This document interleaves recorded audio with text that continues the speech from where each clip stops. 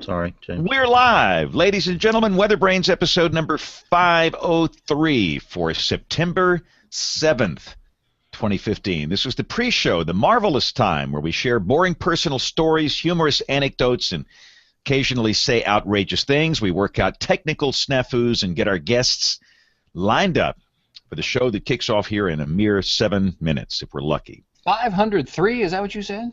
503. That can't be counting. right. 503. Who would matches my count. Who would be dumb enough to do 500 of these? Everybody raises their hand. Yep.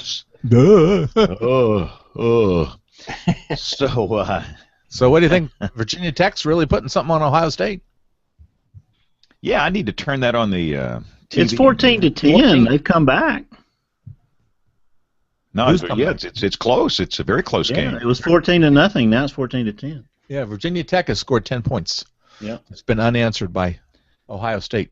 come on, Vatek.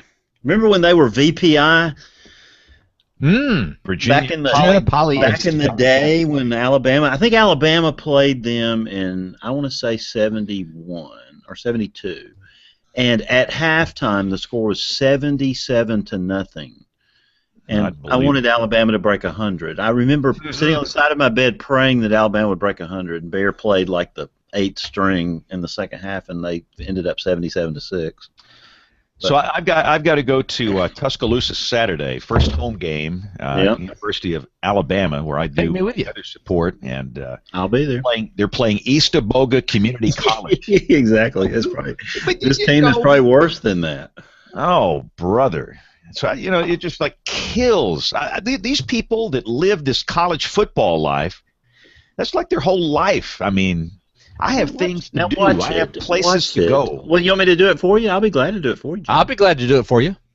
Oh, boy. You got volunteers here. I mean, volunteers. Give me some suspenders on that big screen. They probably can't tell us apart. Like, Let me wear your little glasses. I'll get a skull cap. Brian, you're a Florida State guy, man. What's your interest? He would get up there and say something ugly. At least I would. I love going to football games. Yeah, so here's my biggest dilemma. See, what people, for those that are not from around here, this state is divided, as most states are, with two major college football programs. You have Auburn University and the University of Alabama. Now, Bill's a homeboy for the University of Alabama, which in itself gives me I'm a trouble. homeboy for the SEC until plays Auburn. So here's my dilemma. So as part of my routine at these games, I'm to say roll tide. So what happens when Alabama plays Auburn? Half the state hates me. You.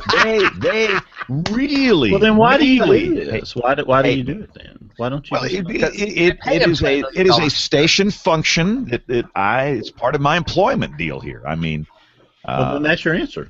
I don't think I'm employed there anymore. No, of course, nobody would watch a TV station anymore if they were Auburn fans. If you said that, so I guess. But it is what people don't understand is how polarizing it is, and I don't understand why. It's worse than global warming. It is worse than global warming. Yeah, we should bring out the buzzer for college football because it's bad. And I see some weather people on the Twitter and Facebook, and they start spouting their stuff about their team that they love, and they're alienating half their audience. They don't understand. They think everybody thinks like they do, and if they don't, then they're just stupid. And they have to acknowledge the fact that it is a very polarizing subject, and I like to stay away from it. I just don't get hung up in it. So I love everything, and I love everybody. So there. Well, I'm gonna say I pull for Alabama when they play Auburn, but I mean I think I'm even-handed all through the year. Otherwise, I mean, go Noles. We celebrate. Auburn had a big victory Saturday, and I celebrate that. It would have been terrible if SEC had lost, and so. Oh, come on, Bill's one of these Auburn haters. I bet you. No, that is not true. That is not true. If Auburn's playing anybody but Alabama. Timeout. John is showing us a Green Bay Packer. This is how you avoid college dilemmas. Exactly. There you go. Just say I'm for the Pack, man, and you guys. That's right. Yeah, there you go. Hey, we better start getting some guests on here because boy, this heart failure getting these guests on every week is just about more than I can take. Oh goodness, we're doing football brains here. And Virginia Tech missed a field goal because I'm behind on the on the replay because I'm watching on the DVR. They missed a field goal. It should be 14-13. It should be, yes. Folks, we are serious professionals here. We can watch college football and do a show. What is it that all the meteorology schools have good football teams? What is that about? That's interesting, isn't it? I thought Penn State got beat by Temple. I know. What the heck was that about? John Scala, you're responsible for that. Come on. No way.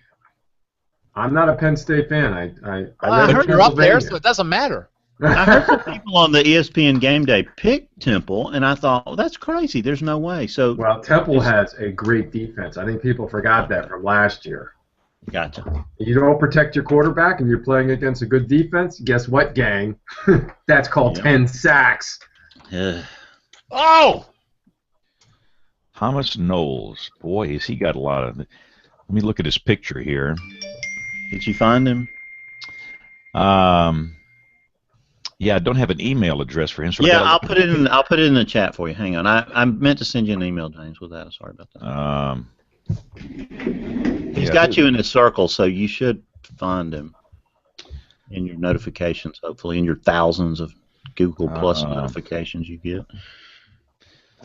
We call Google Plus Facebook without the stupid. Oh, and it's Tom Knowles on his Google thing. It's Tom, not Thomas. Oh, it is Tom, right.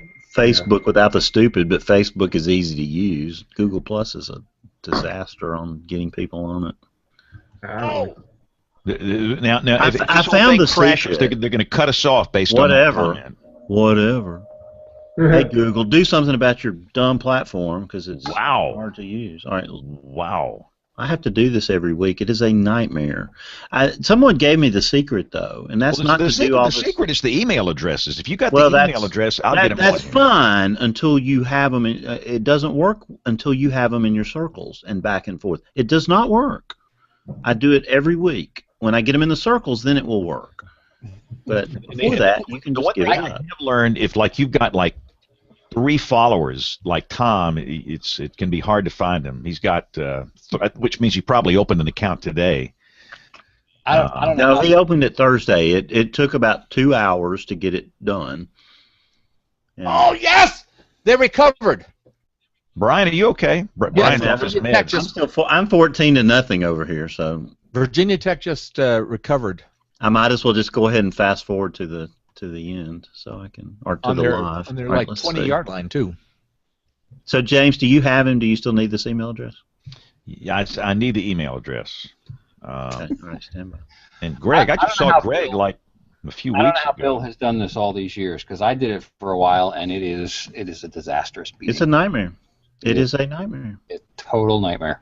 It is like going and having a root canal every week, and when you have 3 guests, it's like a root canal times 3.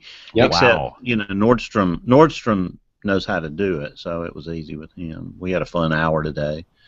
No, but it's like a lot of these people just pick right up on it, and then some people just can't get it. It's like either you've got it, or it's easy, or it's impossible. There's no middle ground here, which doesn't make it. And it seems like the smarter the guy we have on the show, the harder it is to get him on the show, and that makes no sense. The higher the IQ, the lower the odds of getting them on the show here. Or they have one thing I've learned about the smart guys, they have really bad bandwidth, and I don't understand that. If their IQ is in excess of 200, they're using like a 1200 baud modem, and that makes no sense. Did you already invite Willie? What is that intelligence? What does that mean for us that we actually show up and make it in every week then? That means our IQs are pretty down. We're just above pond scum. Now, Dr. John has the highest IQ of the group here. I mean, I don't think so. He's figured it out. Did you invite Willie Dry, James? Yeah. Okay. I've invited everybody except Thomas Knowles, because I can't find him. Email address right there. Okay, there we go. Virginia Tech's on the 2-yard line. This is exciting. Let's just catch the show and go watch some. Yeah. No, we got a great show tonight. This is this show here. Yes, they are. Y'all are hurting my feelings. I'm pouring out my heart and my soul, and everybody's watching. Hey, this show. Look at my show notes and tell me that. Oh yeah, go Virginia Tech. So we got Greg on here. So we got one guest. We at least got a show. All right. So now I'm gonna have to call Willie probably because everybody else he's I've standing invited. by. And I'll try it one more time. But, Ooh, so close. You guys all watching the game? So Yeah, Tom, if you see me Tom keep is looking just- up at the big TV, there's Tom. Yeah. Yeah, I'm here. If I'm looking up, I'm watching football. Boy, I sense this whole show is going right down the tubes, and we're not even close to. And this is one of the best shows we've ever had. I'm telling you. Yeah, all you football weenies, just turn it off. This wonderful thing where you can, this technology, you can do WeatherBrains, then do the show. No, we're going to make a pact here. Nobody's going to say the score of this game. And for the people that are watching, it might be in 2019. They don't care about this game, so everybody's going to turn off the game. You're right, but we care about it tonight. No. See, Brian's got a big bet on it. He bet several $1,000s on it. Who? Brian Peters. I think you got your title already, Brian. It's I'm watching football. Exactly. And by the way, but we got to fuss at Brian. He came up with this lame show title last week. Yeah, I had a great show Aviation title. It's and called weather. Weather Related. That was a great show title. We had like 87 show titles, and Brian picked a lame one. Yeah, come on, Brian. What's the deal? I don't know. Brian went all NPR on us. You know, he's afraid that it might offend somebody. Doing the web page is Weather like having and a aviation. root canal. Yeah. Can you think of a party that hasn't been offended in this program? Look, we've offended. We've covered everybody. Can be offended. We have offended. There's nothing else we can do here. So Who did we just offend? Touchdown. well, my point was Brian maybe was afraid that some of the show titles last week would offend somebody. And Well, some of them offended me. Ooh, Oh, yeah. wow. He saw that list of all the past show titles. Yeah, there were some pretty racy ones in there. Yeah. And What about Chuck Doswell, though, was the worst of all, and who was Bruce Thomas was responsible for that one. And we're going to agree right now. Nobody's going to bring up the Iowa, Kansas State band debacle on Saturday. That was funny. We're not going down that road. We need to show that video. That was pretty cool. No, we're not showing. We're going to keep this show out of the ditches tonight. Welcome to our cable television audience. Time to join us. This is WeatherBrains. We're going to start the show here in about 3 or 4 minutes. We're going till 12 tonight. This is going to be a midnight special. Oh, brother, great. Midnight your time. 3 hours worth of material. You know what time that is for me? Oh yeah, 1 a.m. for you, John. At least. Let's get a mic check from our guest. I heard Greg. Greg, say something. Mic check 1, 2, 3. I'm ready to go. Loud and clear, man. Loud and clear. We'll talk Mississippi State football later. All right. So, I sent a note to my little buddy who quarterbacks for Southern Miss. His name is Nick Mullins, and I thought Nick did a great job. Nick played at a high school right down the street from the TV station where our son went. I thought he did a great job Saturday night. So I was trying to be a good fan and be a nice guy. I was a little worried in the first half. We weren't looking so good, but we turned it on the second half, thankfully. Yeah. But again, Mullins played a good game. All right, let's see. Willie, can you hear us? This is James. Yeah, I can hear you. Can you hear me okay? Yeah, you're loud and clear. Okay, now, good. Tom, I'm not seeing Tom. We are seeing that. Blank square. Yeah, I'm working trying to get the video here, and all I'm getting is a still picture. But we hear Tom, you loud and clear. If we don't get the video, that is okay because this is a core audio show. About probably 3 out of 4 listen, 1 in 4 watch. So if we miss the video, that is not a major crisis. So I think we're all here. So let's get this thing started, and that this might be a longer show. So the next thing that happens, I turn on the recorders. Channel 1, Channel 2, and here we go. In 5, 4, 3, 2, 1. WeatherBrains! This is the show all about weather, WeatherBrains. Podcast extraordinaire.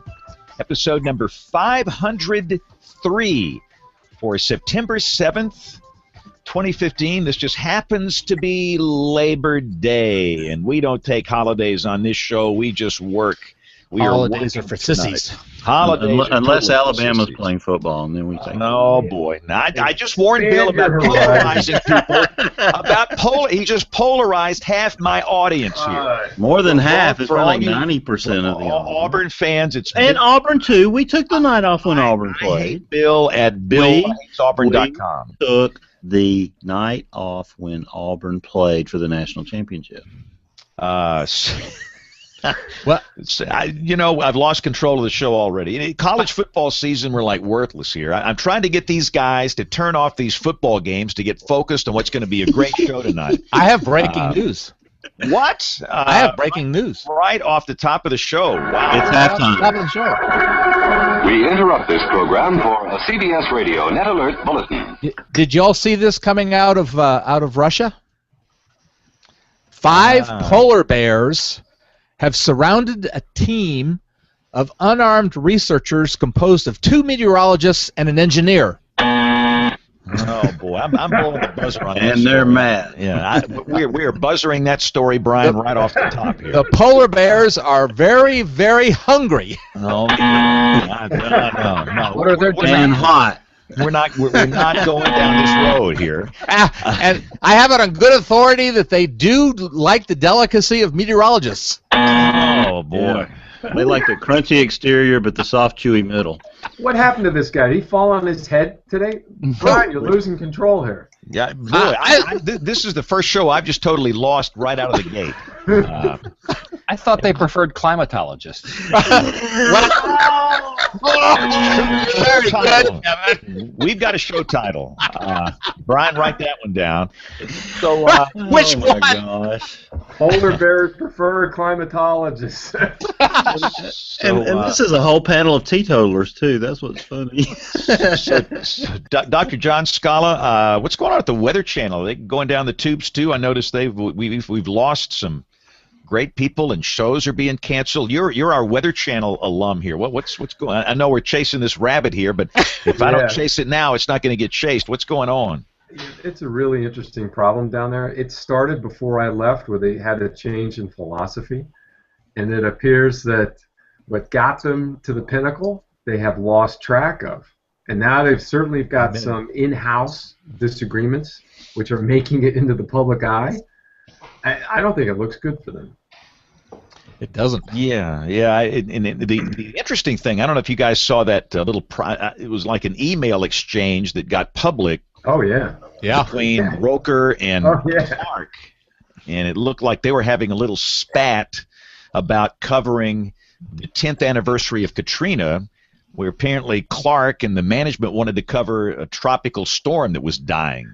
And that kind of went public, and then all of a sudden Roker's show is gone in 3 days.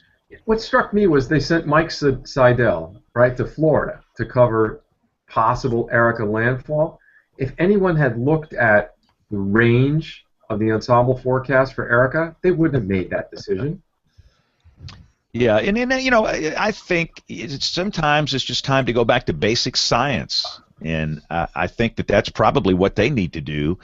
And I know we all joke and cut up. Look, I think the Weather Channel should survive. I think that it needs to be a viable entity. I think during times of big weather stories nationally, it serves a great purpose. I think their digital products serve a great purpose. Again, we've all got issues with all of our stuff here, but I just hate to see the direction it's going. And I get the idea, John. They don't quite know what to do. From the top down, I don't think they quite do. They had a great plan, I thought, back when I was working there. Bring in several experts in the field and let that individual cover that particular season or that particular entity. But except for one, they're all gone. Yeah, it just doesn't make any sense. So, in Weather Channel, you cannot have John back. He's ours now. So, we should do a show. We should each do a segment how to fix the Weather Channel. And Kevin, you have a lot of opinions on this. So, I would love to know if you were on that show, what would you say on how to fix the Weather Channel? I haven't paid close attention to the TV product in a long time. And maybe the reason for that, maybe its time is done. I don't know. I think it seems to me like they are running at an operating cost that is probably too high for their expected regular audience. They just can't sustain that on a day-to-day basis, especially when the weather's quiet. Obviously, they get a big punch when there's a hurricane or a big snowstorm or whatever, but you can't run a whole business just on big events. And so it seems to me that they're running a little bit hot as far as their expenses for day-to-day. And I just remember back in the day when it began, I just thought there was nothing better than those specials that they did and doing the science for people who really enjoyed it. But maybe you do so much of those and time's up. I can help them. Dave Clark, you can call me. I can help them on the digital product, though. And I'm totally serious about that. I've been watching what they've been doing in the background on the digital stuff, and there's this thing that they've been developing called WeatherFX, and I think we've talked a little bit about what my theory is on how they're going to move their way into the local markets. They've done a deal with a good-sized broadcaster. I won't name the name because it was kind of, it came to me kind of through the side door, but they've made a content deal with I'll call them a medium-sized broadcaster, mostly small and maybe some medium-sized stations, but they're going around to these stations and telling the staffs, okay, we're looking for your best data. None of it having to do with weather. We don't want your forecast, but we want your viral videos, we want your cat videos and your puppy videos and your feel-good stories to funnel into the website because they want to make that a big, giant, all-in-one viral video, what's happening kind of a site, which maybe like a BuzzFeed, I don't know. I don't think that necessarily makes sense, but on the weather side, Dave, I can help you. Give me a call. You heard it, Dave. Call Kevin. 1-800-KEVIN-SELLY-KNOWS-IT-ALL.com. That's it. Yes. I'm known as the accelerant. Exactly. Right. No, we need to do this topic at some point, but let's kick it over to Bill Murray. We've got a great topic, great guest. Bill, take it away. The floor belongs to you. Yeah, James, we've got a full house tonight, and the first guest WeatherBrain is the author of the book Storm of the Century, the Labor Day Hurricane of 1935. Willie Dry, welcome to WeatherBrains. Thank you, Bill. I really appreciate your having me. But now, Willie, I know you're in the Eastern Time Zone, and I don't know past that. Where are you located? Plymouth, North Carolina. It's a little town in the northeastern corner of the state. We're about 100 miles south of Norfolk, Virginia. When we want to do big city shopping, we go to Norfolk. Well, that's fantastic. We're glad you're with us tonight. And so give us just a little brief summary of your background and how you got to be interested in this specific hurricane. Well, my wife and I were living in South Florida we spent most of the 90s in Florida, and we were down there when Hurricane Andrew came through. Thank God we were well away from the worst of it, but we did not know that, of course, until it was over.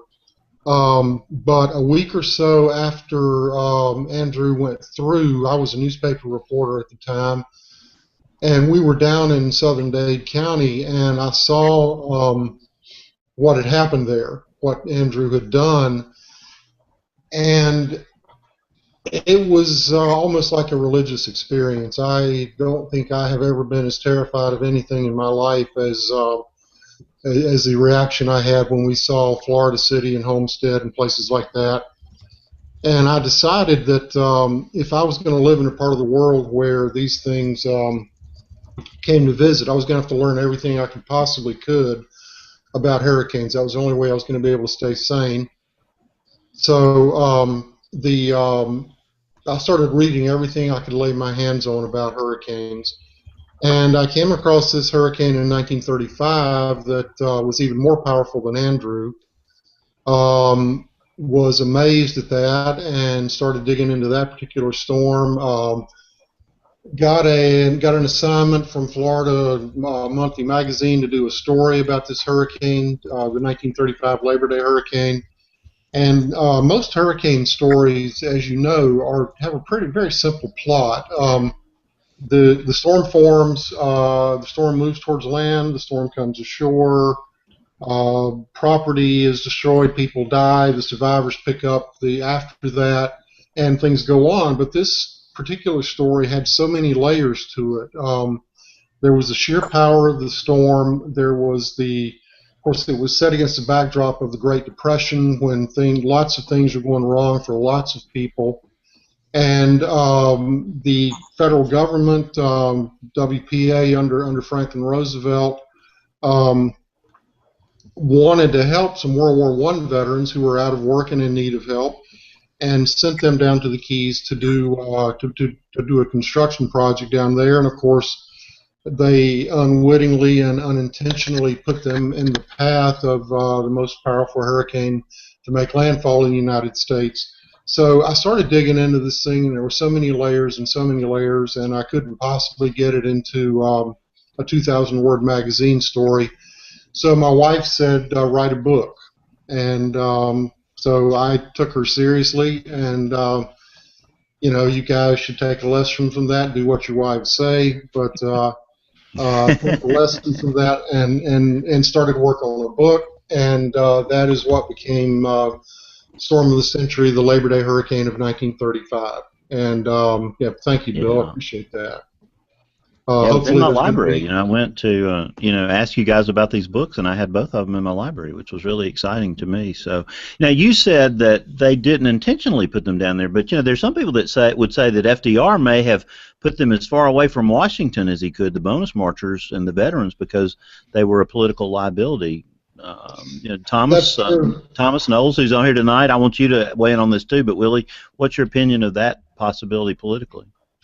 Well, Franklin Roosevelt was a very clever politician, and speaking personally, I do think that Roosevelt was one of our better presidents.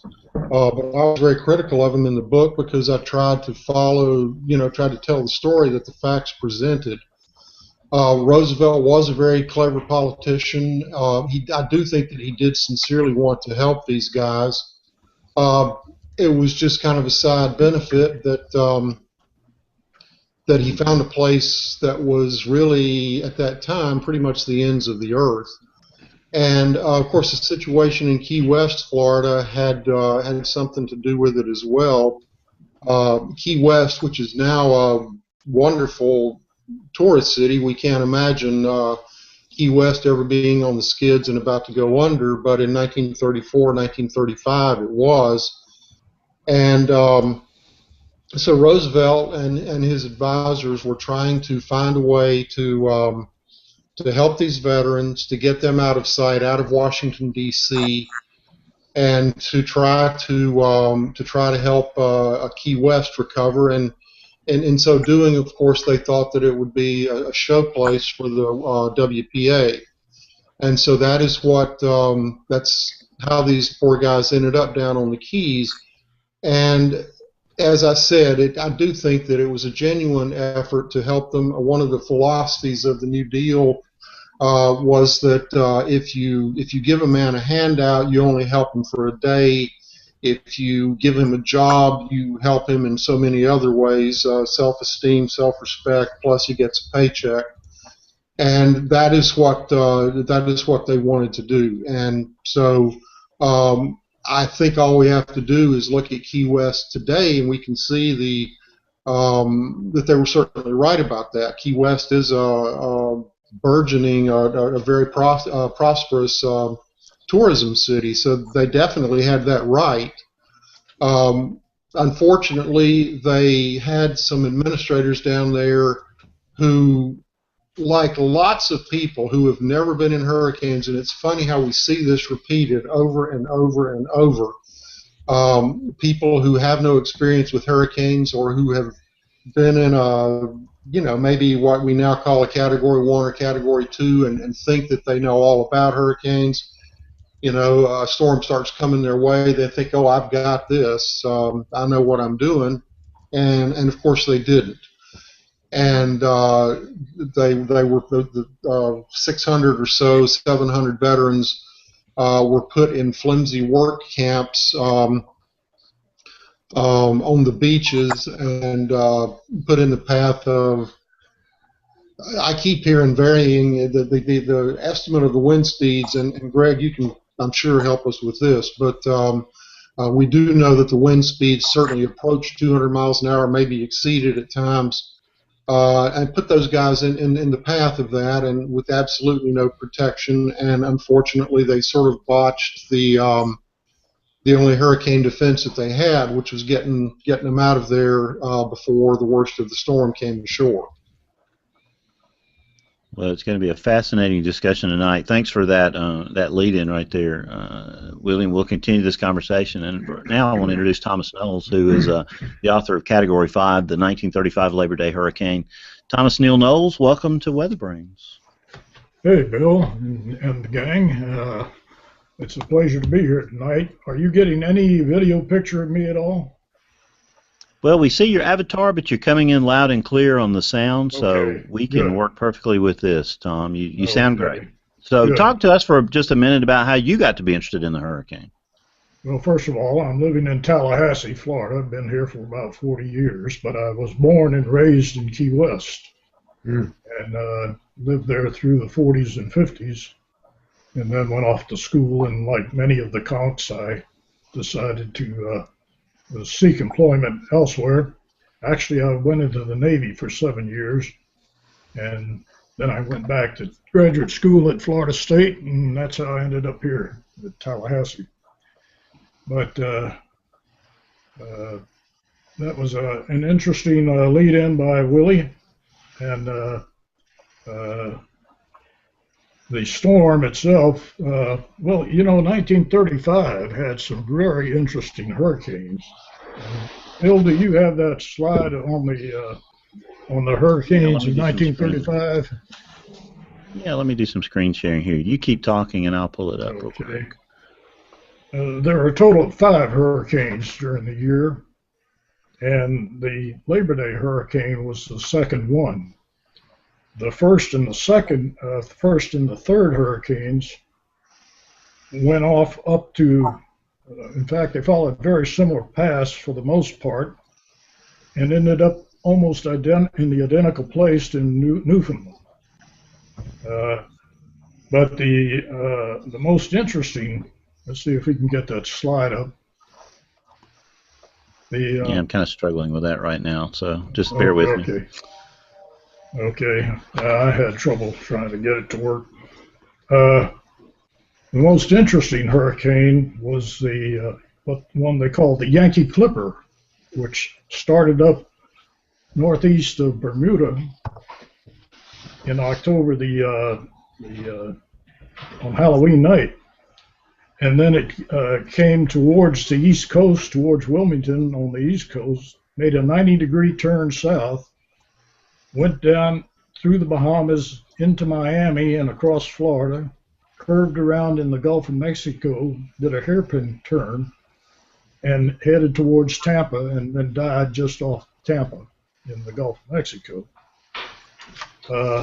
So if you can get that slide up, it's pretty interesting to see the diverse ones. There was another one that made a hairpin turn that I've got it up.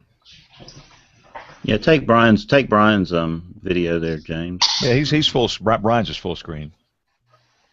Okay, good. Okay. All right, Tom, keep going. You got Brian's tracking chart up there. My screen share is not working right now. I'll dump out in a minute and come back in and see if it'll work better, because I know you got a lot of the good maps that you'd like to show. Yeah. Well, the Labor Day hurricane killed, or they confirmed 485 bodies, but there were more than that probably killed.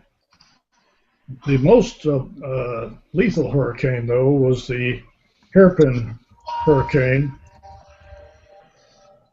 the fourth one to come across, that started off in the basin on the eastern side of the Panama Canal, went north between Jamaica and Haiti, did a hairpin turn at the eastern foot of Cuba, and then headed back towards Central America, went across Central America.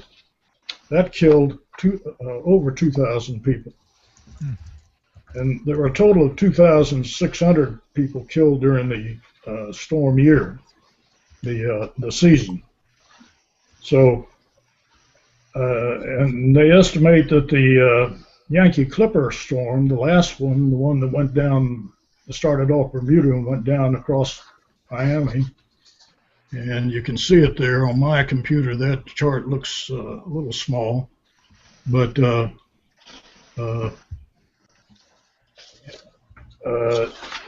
did $5.5 million worth of damage. The Labor Day hurricane did $6 million, and there were no estimates for two of them. And the hairpin hurricane did $2 million. So I was just trying to put the Labor Day storm in perspective with the others. It didn't kill the most people, but it's who was killed that mattered, and that spawned a congressional investigation, and is the only hurricane of the bunch that is very well documented through the congressional hearings. Yeah, you came up with some tremendous. It's funny how the two books read very differently, and Willie's, yours reads, more in a conversational style with conversations with people that went through the hurricane, and Thomas, yours is a treasure trove of information. The two books together make a fantastic collection of what went on. And we're glad you're here with us tonight. Finally, I want to bring in Greg Nordstrom, who's an alum of the show. Greg, how many times have you been on WeatherBrains? This is my third time now. So I did it after ice. Third time. We did one about 2 years ago, and this will be the third one now. You get a special sticker for being on the third. We'll send that to you by mail. Yeah. Yeah. If you're on 6 more times, you get to host the 1000th show, Greg. So we'll be trying to punch your card between now and 20. What year is that going to be, James? Like I don't want to know. 27 or something? Yeah. Well, okay. If we're all still around or coming from the nursing home.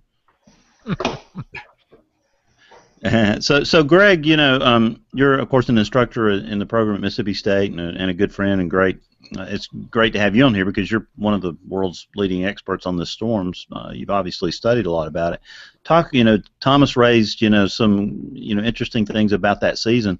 What do we know about the formation of this hurricane and how it related to that season, and anything you want to share on that? Well, obviously it's tough because 1935 we don't have satellites, we don't have radar, we don't have the same weather observations we have today, so we don't know everything that happened. But basically, you had some sort of wave that went across the Atlantic and really didn't start getting going until it got to the Bahamas. And once it got to the Bahamas, the last 30 to 36 hours before landfall, this thing just went crazy. It went from about a 65-mile-an-hour tropical storm to 185-mile-an-hour Category 5 in approximately 30 hours or so, anywhere between 30 and 36 hours. So, at least for me, just as a meteorologist and a teacher and forecaster and all that, I mean, just to think how scary that could be nowadays, because something like this will happen again. I know people think we're invincible and we become complacent, and it's been 10 years now since a big major hurricane has hit, and we easily, especially nowadays with social media and stuff, we forget stuff after 10 minutes, let alone 10 years. But something like this is going to happen again. It definitely will. And can you imagine a storm going from, say you go to sleep, 65-mile-an-hour storm, you live in Miami, you're like, it's not that big a deal. You wake up, it's already a Cat 2, it's bombing out, now it's going sub 900 millibars and it's coming right at you, and you got 5-6 million people in South Florida, nowhere to go. I mean, it's going to be, let's just pray something like that doesn't happen, because if it does, it's going to be a catastrophe on a level that we've never seen. So Greg, we don't have as much skill forecasting the intensification process of hurricanes, but do you think that sort of rapid deepening is going to be missed by the experts in Miami and all the forecast models and everything? Do you think there's a chance we could actually have this happen unexpectedly?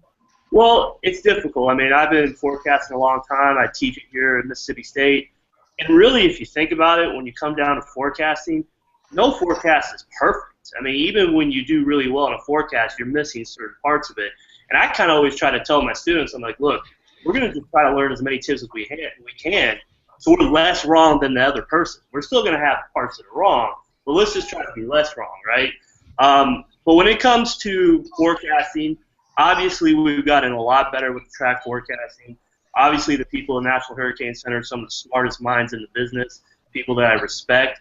But when it comes to intensity forecasting, especially with a small, compact storm, I'm not going to say it's impossible because it's not, but it's very difficult. I mean, how as a forecaster do you go on air or whatever, whether you're on TV or the Weather Service, and go, oh, I think this one's going from a tropical storm to a Category 5. I mean, you can't do that. You can at least convey it's in a favorable environment for it looks like, looking at all guidance, this thing's going to become a major hurricane. You can kind of go that route, but it's something like the 35 Labor Day. Honestly, at that point, you're real-time forecasting. At that point, you're noticing what's happening, and you're trying to convey to the public that at this point, you really can't run. You just need to find the safest place you can and hunker down and get ready.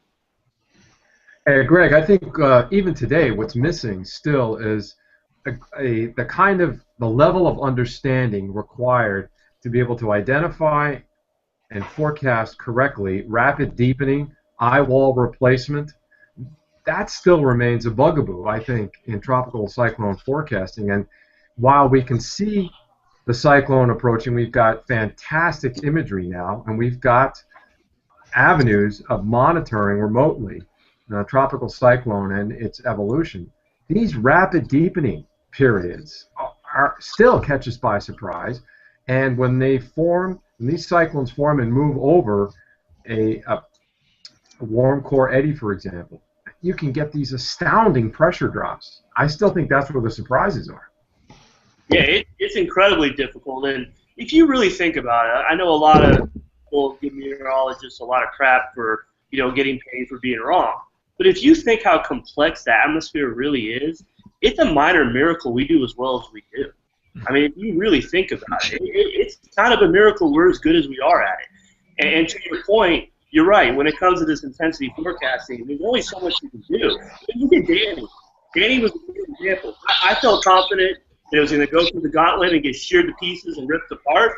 But who saw that where the system basically shed it off, compacted into a tiny little storm, and went Cat 3 in what, a day? Who saw that coming?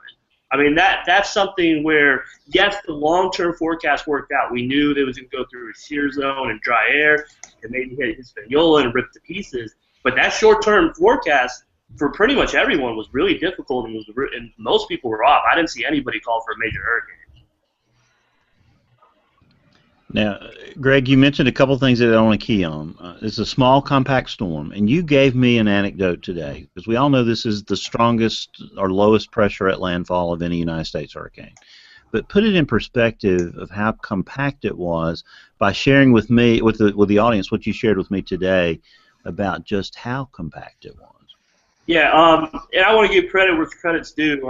I did a lot of research on this storm with two of my good friends named Rob Jones and Michael Laka.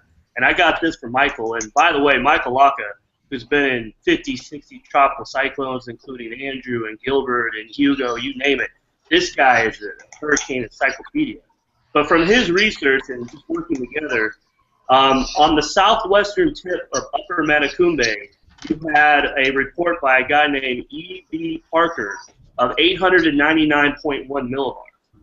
Then up the road, as you go up the Keys, you finally get to a place called Tavernier, and a man named Roger Albury, we actually ended up interviewing his son. We actually got to interview 3 survivors. They had 971.9 millibars. So you had a 72.8 millibar gradient in 12.3 to 12.4 miles. Can you imagine that? Almost 73 millibars over 12.5 miles? I mean, that's almost incomprehensible. Yeah, that's just amazing, and I wish I could screen share here. I went out so I could come back in and see if maybe I could, but maybe my bandwidth isn't supporting it. But talk about the geography of the Middle Keys where the hurricane, I guess it's really the Upper Keys actually. Talk about the geography of where it went through so that we get some terms in place tonight, about what we're talking about. Who wants to take a shot at that? Willie, you want to take a shot at the geography of the area where the hurricane went across? Sure, I can talk about it a little bit. The islands down there, of course, are very narrow, coral. I think, and Tom can correct me on this, I believe the highest point outside of Key West is maybe 16 feet above sea level, but for the most part, it's only a foot or two above sea level. The camps down there, the work camps that were built by the by the WPA group. The FARA, Federal Emergency Relief Administration, was the group that was under the WPA that was administering it. And they picked bad places to build the camps. They were only a foot or two above sea level in most places, all right on the beach. There are places there where it seems like you could stand in the middle of the island and throw a rock and hit the bay on one side and the Atlantic Ocean on the other side. So it is very low lying. And then when the railroad was built there, the Florida East Coast Railway, they sort of added in many ways to the geographic problem. When you're building a railroad, of course, you need a roadbed to support it, and in some cases they built bridges and viaducts to support the railway. But in other places they built causeways, fills, and they blocked the natural flow of the water, and in some cases those fills were 13 feet above sea level in some cases, I believe. Again, Tom, if I'm off on that, please correct me. But the Conks, the people who live there in the Upper Keys, took one look at those fills and said they're going to drown us. Because they knew what would happen that the first time a storm surge came through there, it was going to hit those fills, and instead of just going around the islands or maybe coming up and then going back down, it was just going to pile up. It was going to flood.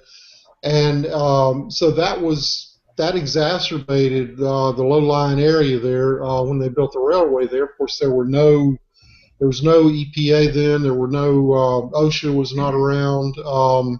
Henry Flagler wanted to build this railroad, and he had the money to do it, and he did it. But just to circle back around here, it is a low-lying area. It's in most cases only a couple of feet above sea level, and the geography was exacerbated by the railway fills that were built when the Florida East Coast Railway did open their Key West extension in 1913, I think it was. So, in the scheme of things, you come to Tavernier, and then you go across Windley Key and then into Upper Matacumbe, and that's where Isla Morada is, right? Isla Morada is on Upper Matacumbe. Yeah, Upper Matacumbe. And then, of course, you cross over to Lower Matacumbe and Long Key, and that's where the famous barometer reading was taken, right, Greg?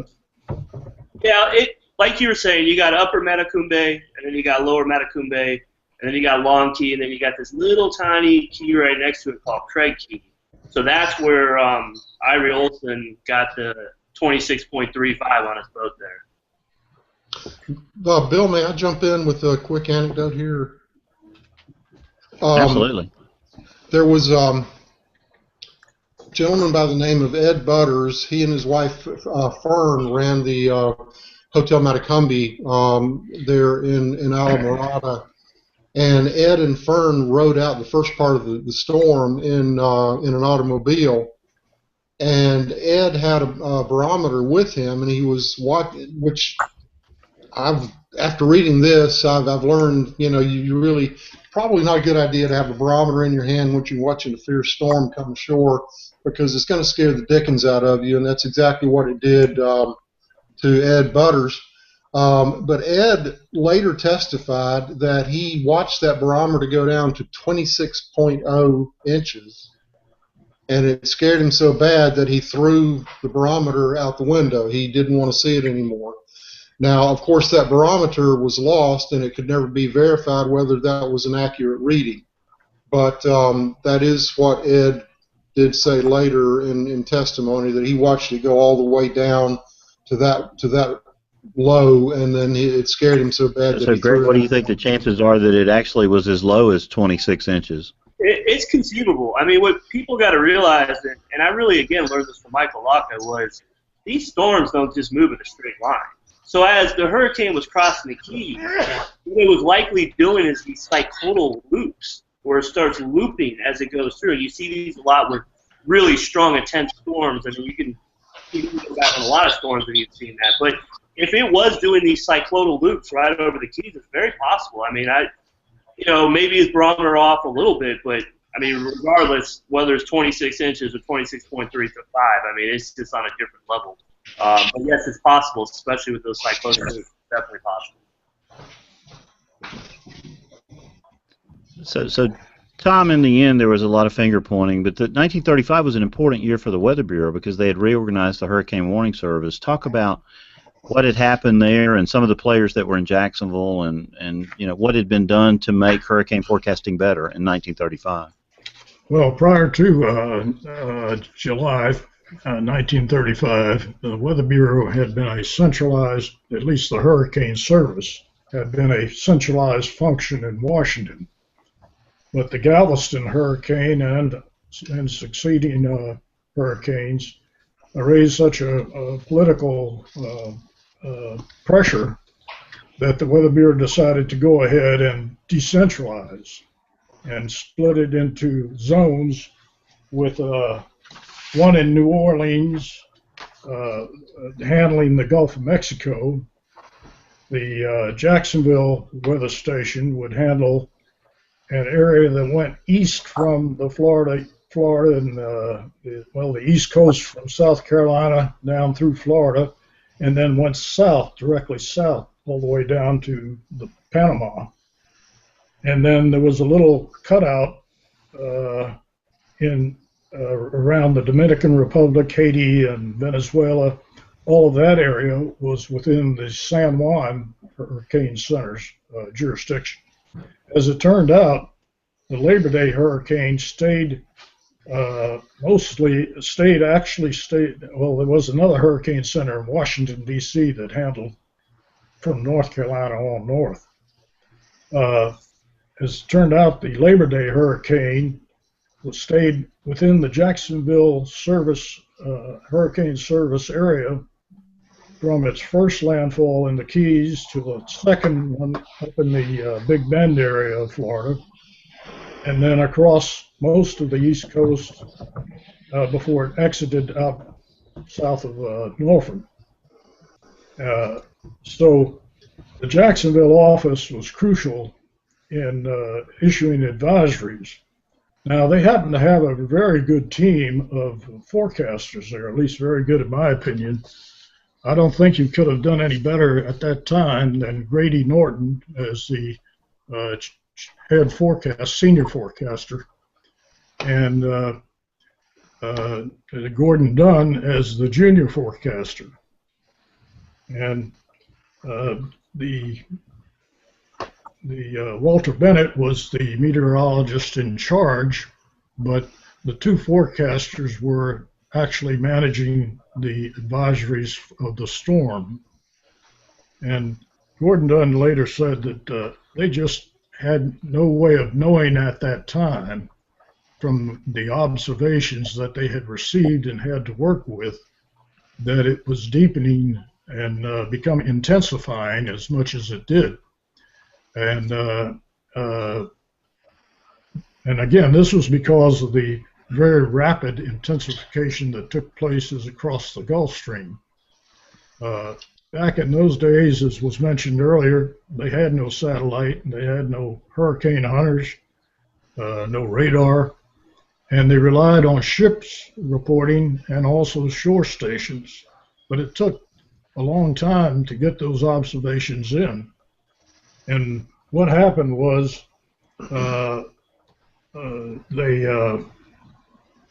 they lost the hurricane for a little bit of time. They tracked it very well as it came across the Bahamas, and from its origination, they knew that there was something developing on Thursday night before Labor Day, way out in the Atlantic, north of the Dominican Republic. And then it came across the Bahamas, and they tracked it very well till it got to Andros Island. And that's when they had problems following it. For some reason, the forecaster who was on duty determined that the storm had taken a turn, almost a 90-degree turn towards Cuba. And this was on Sunday. And the hurricane actually had continued on a straight, more or less straight, curving, starting to curve a little bit as it went across the Bahama Flats, or Hurricane Flats, they call it, off Andros Island. The information that the Weather Bureau in Jacksonville was getting, the observations, was scanty to some extent, because that area was not heavily traveled, of course, by merchant ships. They couldn't get reports, exact reports. And this hurricane was very small. That is, very its center was very small, and so actually they kind of lost track of it. And it wasn't until 1:30 on Labor.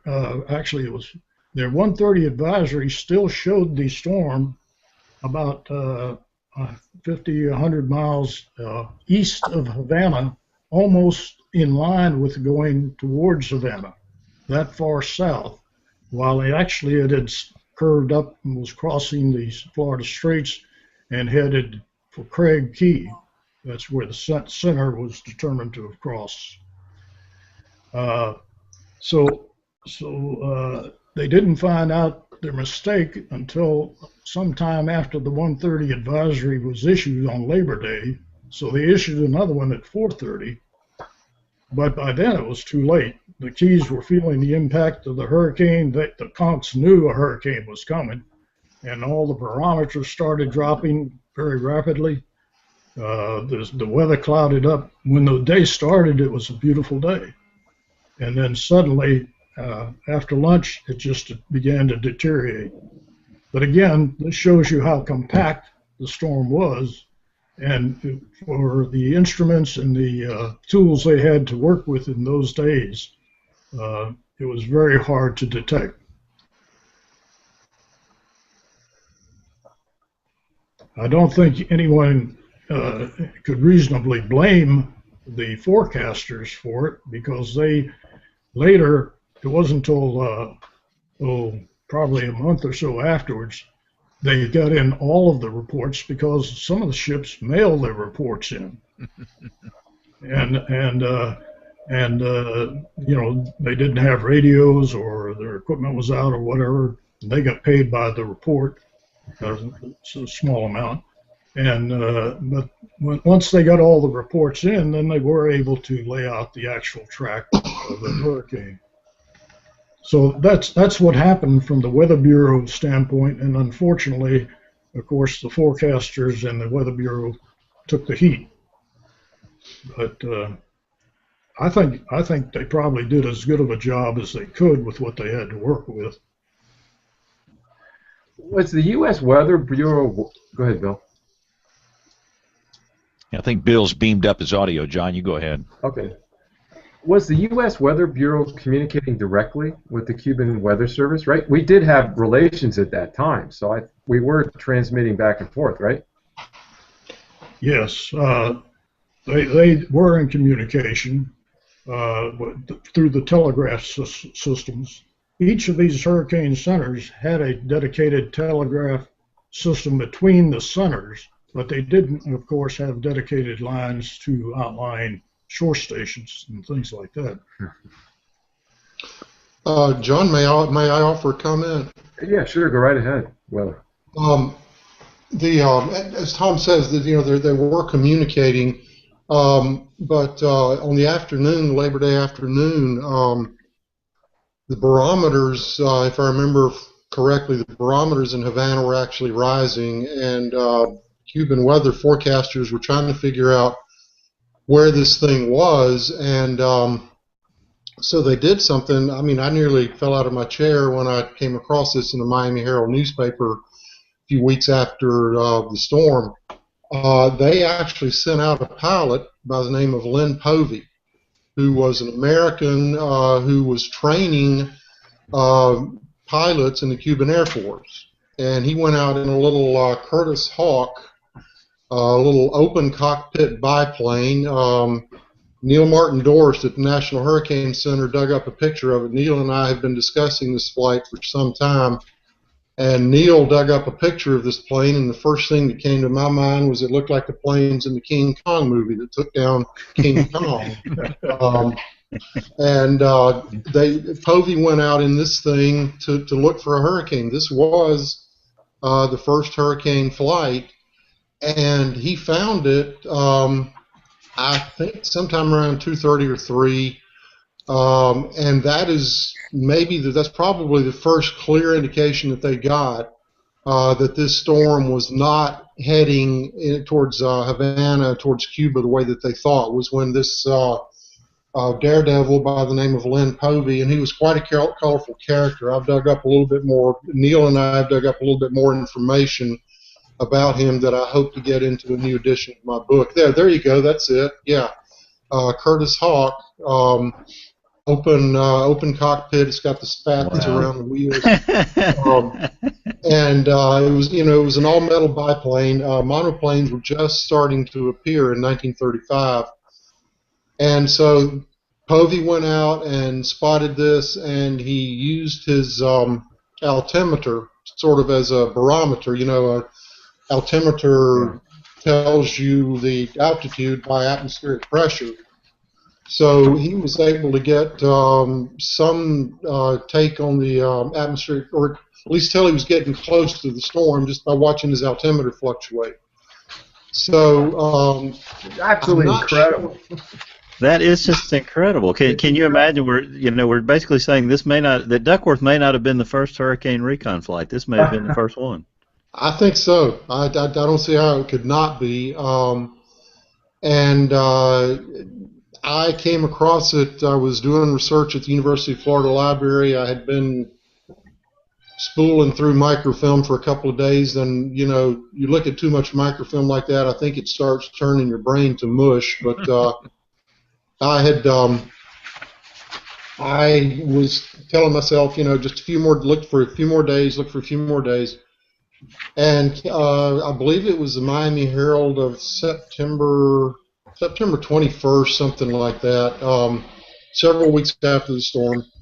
There was a story in the front page about this flyer named Leonard Povey who made this flight, and he suggested that maybe they ought to start doing this regularly, that this would be one way to maybe get a good fix on a hurricane's position. And just to kind of verify that, I talked with I can't remember who it was, another academic, another person very knowledgeable about this hurricane, and he suggested that I check an English language newspaper called the Havana Post that was published in Havana at the time. There was an AP bureau in Havana, and so I dug through Havana Post microfilm at the University of Miami Library, and sure enough, there was a brief mention in the September 3rd edition of the Havana Post about Povey's flight, that the Cuban Weather Service had decided, let's see if we can't get a fix on this thing, and Lieutenant Povey, go out there and find the thing. So that's what he did, and I can't imagine that was not the first Hurricane Hunter flight on September the 2nd, 1935. So, Dr. John Scholar, can you imagine tracking and forecasting a hurricane with no recon, no satellite, no radar, no computers? Astounding, Bill. And what I've read about this flight was that he circled the hurricane to try to get a fix on the central position. That's how he was determining where it was going, in an open cockpit. Yeah, can you imagine the penetration in an open cockpit? I think he probably stayed away from that, Bill. So let's circle back, because we want to talk about the train and the veterans for a minute, and go back and sort of look at a little timeline. You go back to Friday evening. The Weather Bureau in Jacksonville still at that time could not determine officially that there was a circulation there, so they were still calling it a disturbance. It's Saturday at 1 o'clock when they finally, say that it's a tropical cyclone. Go all through Saturday evening. Most of the folks in the Keys are still unawares, even though advisories are being issued. They're on the radio, they're in the newspaper, that sort of thing. So by Saturday night at 9:30, it's in the Bahamas on the northern end of Long Island. It's supposed to make Andros Island, early Sunday. Storm warnings go up from Fort Pierce to Miami. And there's this guy, Ray Sheldon, who is in charge of the camp. So talk about him for just a minute, Willie. What is Ray Sheldon's role in this? What was his background? What did he know about hurricanes? Well, Ray was a construction engineer, and he had been in Florida for a while. He had experienced the 1926 hurricane that hit Miami, and the 1928 hurricane that killed several thousand people out around Lake Okeechobee. And Ray was put in charge of Mr. Sheldon was put in charge of the 3 camps down in the Keys. There were, I think, half a dozen or so labor camps in Florida altogether. There were only 3 down in the Keys. Sheldon had a really, really difficult job, a totally unenviable task. He had to try to get these guys to work on a construction project. The men who were involved in this project, the World War I veterans, a lot of them were deeply troubled. The Washington Post, I believe it was, described them as shell-shocked, whiskey-shocked, and depression-shocked. They were also, though, in some ways, the epitome of the campaign pledge that Roosevelt made to help the forgotten man, and these guys were truly forgotten. Sheldon had to try to get some work out of these guys. He was not a social worker, but he also had to try to keep them under control. There were, among the people that I interviewed was Bernard Russell, whose family had been in the Keys for quite a while.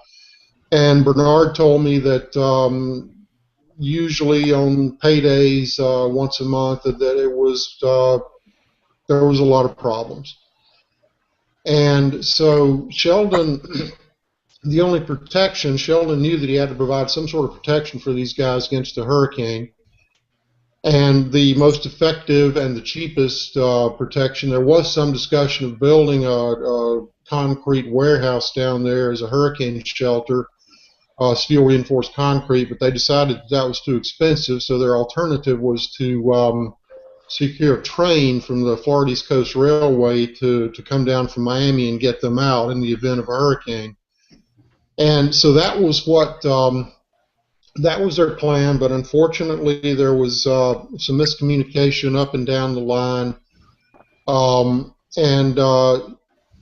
Sheldon, I think, and this was the opinion of an investigator who later looked into the actions of the administrators down there, Sheldon understandably wanted to wait until the last minute to get these guys, put these guys on the train and get them out of the Keys, because he was going to have to control them. And that was not going to be easy, and he wanted to minimize the time that he had to have them on the train and out of the Keys. He wanted to, ideally, he would have, the hurricane is an hour away, he gets them on the train, he runs them up to the mainland, the storm passes, and he runs them right back down. That would have been the ideal situation, but of course, the storm was so powerful, and he just miscalculated it and waited too late to actually get the train down there. So Sheldon and his supervisor Fred Gent, communicated about this about the situation throughout that weekend, and I just don't think that either of them really understood.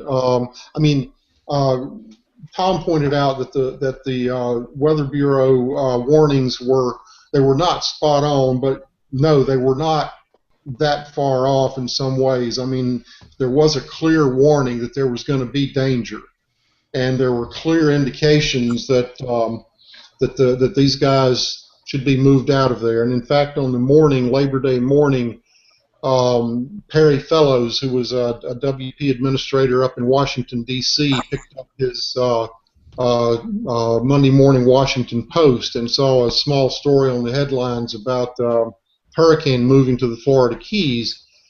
And at that moment, he picked up the phone and called one of the administrators in Florida and said, I want these guys out of there right now. Well, it took a while to sort of filter through the chain of command. It had to go through 3 people, I guess, before it got to Sheldon. And by the time it got to Sheldon, he said, no, I'm not going to do that. Now, if he had heard the order directly from someone in Washington, maybe he would have acted quicker. There's no way of knowing. But by the time that it had kind of filtered down the chain of command to him, and he had gotten it from some, a third assistant underling, so to speak, he just refused. He said, he was going to wait, and that he and Fred Gint would make the call. And the warning, the fellow in Washington tried to call him 10:30, 11 o'clock that morning, and it was 1:30 or so in the afternoon before it had finally reached, Sheldon. So I don't know. I'm sorry, I've rambled on there a little bit. I hope I've answered your question, but Sheldon and Gint, just to go bring it back around to the main point, was unfortunately, I don't think they fully understood the danger that they were in, and I think it's been really. That's. If I can jump in here a little bit. Sure. Oh, we got a picture of you too, there, Tom. He had some additional pressures on him, I think. I agree with you. Ray had a very difficult job, but they had decided in August to close the camps on the campus. Right.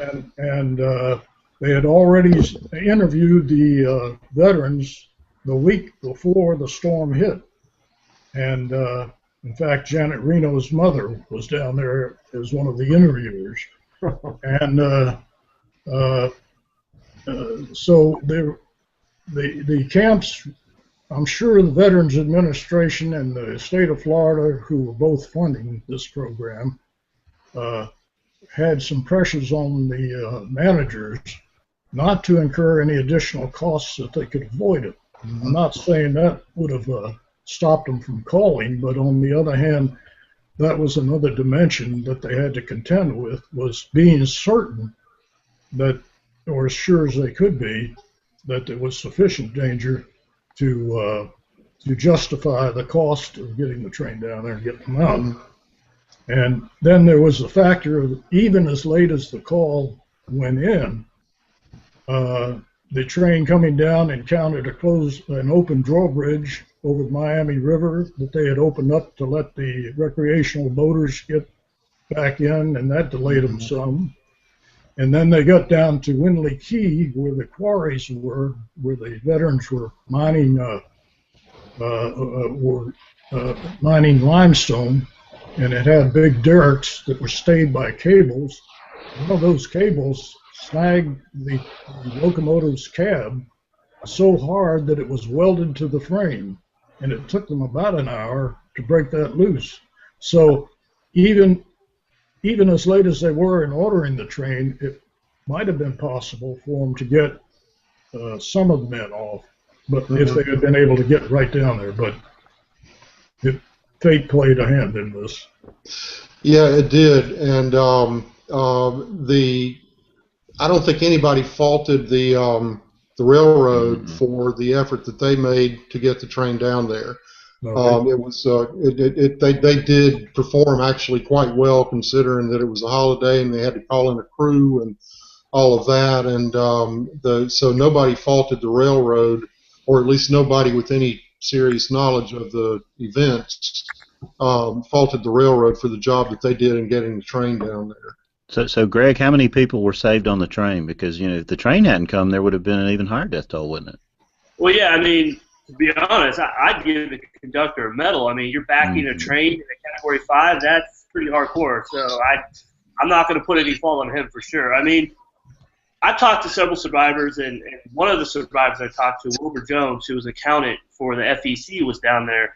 And it's a longer story. I can get into more detail with that. But he really talked about how, even though, of course, the train didn't get all the way down to get the guys out of the camps and everything, but it definitely saved their lives, and it saved several other families and people like that were in that train. That train basically became the levee.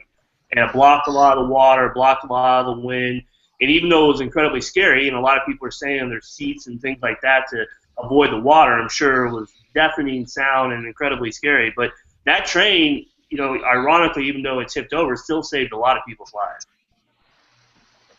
So tell us a couple of stories from that. I know you talked to survivors, Alma Pender, and to this other fellow you were talking about, Greg. Talk about those for a second. Yeah, Wilbur Jones, he's now 103 years old. I'm still in contact with him. He's still going strong. One of the most amazing individuals I've ever met in my life. He was in the 26 Miami hurricane. He was in Coral Gables when that hit him. He was in the 4 of the 35 hurricane. He flew bombers in World War II. I mean, this guy is unbelievable. And when I was interviewing him, he talked about, you know, when they sent out for the train, he was at the Matacumbe Hotel, and he got on his bike, and some other people went up to the depot in Almirada there. And as the water's coming in and the wind's getting worse and they're waiting for the train, they're realizing they're in trouble. The water's coming up. He said it wasn't panic, it wasn't people acting crazy, but they knew there was a seriousness to this, and they needed to do something. So they talked to the people at the depot, and they realized there was 2 sidecars and a sidetrack along the side of the railroad there. One of them was filled completely with cement, but the other one was open. The door was open. So him and, I don't know exactly, he had a hard time remembering exactly, but a good 5 or 6 people and him left the depot and went to one of those sidecars. So they're waiting in there, and now it's really getting bad. You know, we're getting past 8 o'clock now. The water's coming up, the wind's going crazy. And approximately, you know, I don't know exactly the time, but around 8:15 the train shows up. And he told me that 2 of the people in his boxcar left, and they went to the train. And pretty soon after that, the train tips over, and it hits their boxcar and tilts it kind of sideways. So now they're trapped in this sidecar. They're protected from the most part from the wind, but now as water is filling through the vents and coming up from the bottom. So the water is filling up. You know, he told me 2 of the guys in there couldn't swim, but there was some 50-gallon drum. I think there were water barrels in there, which helped them able to hold on to it. So the water's coming up. They got maybe 2 feet of water on the top of this boxcar. They're kind of thinking this might be it. You know, and you know, thankfully the water goes down. But ironically, the 2 guys that left the boxcar and went to the train came back for them, thankfully. And they're trying to communicate through this vent, but obviously the winds are blowing almost 200 miles an hour. You can't really hear each other. And they finally communicate, like, hey, we need to get out of here. Go back to the train and get an axe, because most of the trains back then had a sledgehammer or an axe inside in the train. So they went back to get the axe, came back to the sidecar, hit the top of the vent enough to get the axe through it. Then they chopped through the boxcar, left the boxcar, and then went into the train that kind of pinned them in. The way the train fell, it kind of protected them on the top because it was above them, but it was also pushing them down enough that it almost cost them their life with the water coming up. I mean, it's an incredible story. So tell me briefly the story of Alma Pender, too, Greg. Yeah, Alma, who was only 11 at the time, was closer to the Matacumbe Hotel. And Penderville, just her family and all the people there, they left their house to go to their uncle's house. And when they went there, the uncle's house was brand new. They were just constructing it. They felt like it was stronger. And as Tom and Willie have said, they knew something bad was coming. They used those barometers, and you can argue they're some of the best meteorologists at the time. They would watch the barometer. They didn't really worry what other people were telling them. They just kind of relied on themselves and the barometer. And they knew it was coming, so 14 of them get into their uncle's house. And it's getting really bad, and their father is trying to nail the door shut, and things are breaking, the windows are exploding. So they get the whole family in the back side of the house, and right as they're about to go out the back door, the house just completely crumbles, just completely rips apart. Alma's now in the water with her uncle. Her mom and sister have gone one place, her father and her brother another place, her uncle and aunt, everyone's spread apart. She's struggling. Her uncle picks her up and puts her on this debris pile, which ends up saving her life. 4 of their family members did die, and her mom was severely hurt, got pinned under a house, and broke her back, broke all her ribs, broke her collarbone, was in bad shape. And to make a long story short, you know, people don't realize, but the next day it was really stormy. I mean, it was still very fast winds, and even though this was a compact storm, it had some sort of tail to it. Obviously, we don't know because we're not satellite imagery, but it had some sort of tail to it where Tuesday was still a really rough day. So she had to wait out Tuesday, and it wasn't until Wednesday when they got her on the bus at the Matacumbe and they decided to get her out. Ironically, as they were bringing Alma's mom up the road, Wilbur saw him and helped him up. So it's crazy how two survivor stories crossed, and they never even met each other at all. It was pretty crazy to see that, how he ended up helping her mom get out of there. Greg, I wanted to ask you about this pressure gradient that you mentioned earlier. Now, we know that the central pressure was exceptionally low, and given that gradient, the eye must have been, I don't know, 5 to 10 nautical miles. Has there ever been a reconstruction of the diameter of the eye? You know, me and my buddy Michael and some other people have looked into that, and especially Michael, he's really looked into that a lot. I would say around 10 miles, somewhere around there, 8, 9, 10 miles. It's hard to say exactly. But the one thing, like I was saying earlier, again, these don't just move in straight lines, especially these intensifying powerful hurricanes. They start doing these cyclonal loops. And if you look at the actual observations, especially along Key, seeing how much longer they were in the eye compared to some of the other places, the only logical explanation for that is some sort of cyclonal loop where the thing is coming, literally doing a loop and coming back again, which causes you to be in the core even longer. So, unfortunately, I mean, I would, you know how awesome it would be to have some sort of radar data or satellite imagery? I mean, goodness, that would be unbelievable. But I would say approximately around 10 miles. Charlie was only 5 nautical miles, so a little bit bigger than Charlie, at least that, but it's hard to say exactly. It's really difficult. Well, we know that super resolution imagery that we have right now, you can get 1 minute resolution, 1 minute imagery of the eye itself, and we know from some of the storms we've seen that there are subscale vortices rotating cyclonically within the eye itself. Exactly. You saw that a lot with Andrew, especially.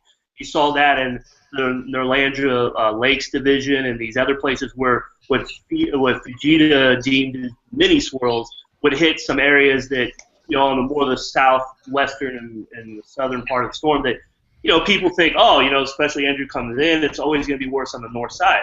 That's not always the case. Like you were just saying, sometimes you get these little things that are spinning around, and the eye isn't exactly going perfect. It's kind of spinning within it, moving around. So it's a lot more complex, and I think we're starting to see it more and more. But I think this storm was a lot more complex. Even though it was compact, I think it was doing some crazy little loops, and it had some sort of tail on it where Tuesday was still a really rough day. Because if it was just a tiny little compact storm like Charlie, I remember when I chased Charlie, we watched the sunset 4 hours after landfall. So this thing had some sort of tail where the whole next day was still a really stormy day.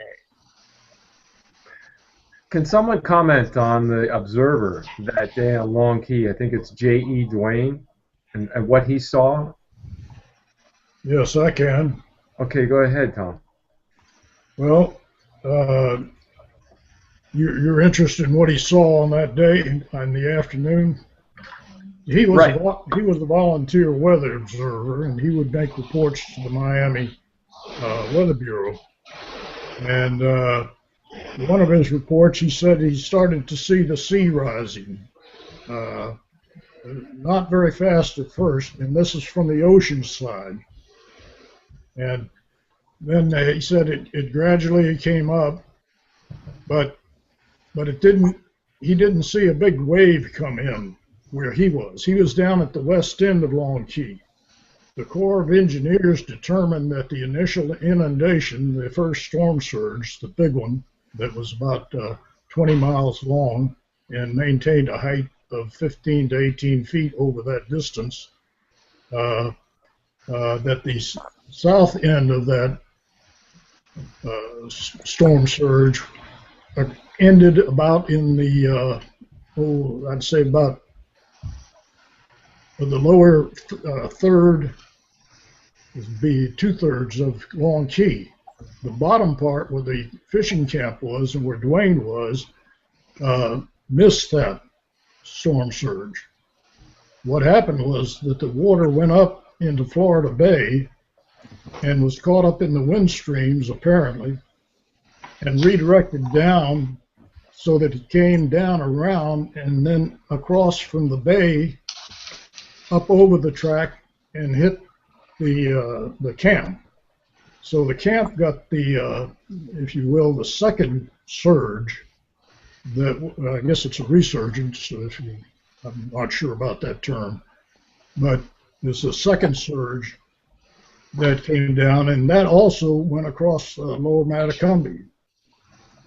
That's because the upper portion of Florida Bay is shaped like a saucer, with the Everglades to the north and the some outer islands around on the west, and then the keys that the railroad crossed over on the east.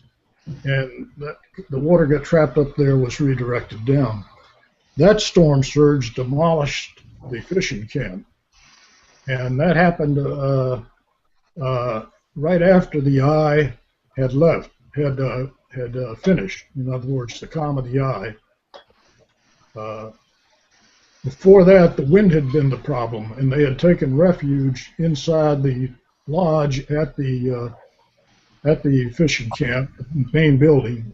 But during the eye, he relocated the about 20 people, I think it was, on Long Key, because the camp, it was out of season. The season didn't begin until December, end of December.